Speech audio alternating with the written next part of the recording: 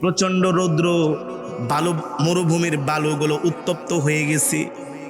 একদিন দুই দিনের তো আর সফর না, 1000 কিলোমিটার রাস্তা। দিনের পর দিন, রাতের পর রাত আল্লাহর নবী সফর করতে করতে ক্লান্ত হয়ে গেছেন, সাথে কোনো খাবারও নাই, পানিও নাই। রহমাতুল্লিল আলামিন বলেন, আবু বকর দেখেন তো কোনো বাড়িঘর দেখা যায় কিনা, যেখানে যাই আমরা একটু কিছু সময় বিশ্রাম নিব, একটু পানি টানি খাবো। সাইয়েদনা আবু বকর তাকায় দেখেন অনেক দূরে একটা বাড়ি দেখা যায়। আবু বকর রাদিয়াল্লাহু তাআলা আনহু বললেন, ওগো আল্লাহর নবী, উনজুর ইলাল আমাম, সামনের দিকে তাকায় দেখেন অনেক দূরে একটা বাড়ি দেখা যায়।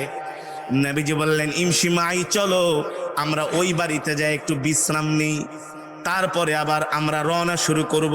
কারণ দুপুরবেলা প্রচণ্ড রোদ, এই রোদের মধ্যে হাঁটলে তো আমরা ক্লান্ত হয়ে যাব। রোদটা একটু যখন কমবে, রোদের তাপ, তখন আমরা আবার হাঁটবো। কারণ গরমের চাই ঠান্ডার মধ্যে হাঁটতে আরাম বেশি, ঠিক না? আগে তো এমন আধুনিক রাস্তাঘাট ছিল না, ছিল আধুনিক রাস্তাঘাট ছিল না। আগেরকার মুরব্বীরা 20-30 কিলোমিটার পর্যন্ত হেঁটে হেঁটে জেলা শহরে যাইতেন, ঠিক না? ঠিক ওই 1450 বছর আগে এমনই ছিল, কোনো রাস্তাঘাট নাই, আধুনিক গাড়ি নাই, ট্রেন নাই, বিমান নাই। পায়ে হেঁটে, ঘোড়ার পিঠে চড়ে, উটের পিঠে চড়ে আল্লাহর নবী সাইয়েদনা আবু বকরকে নিয়ে যাত্রা করতেছেন, হাঁটতেছেন। হাঁটতে হাঁটতে অনেক দূরে একটা বাড়ি দেখা যায়।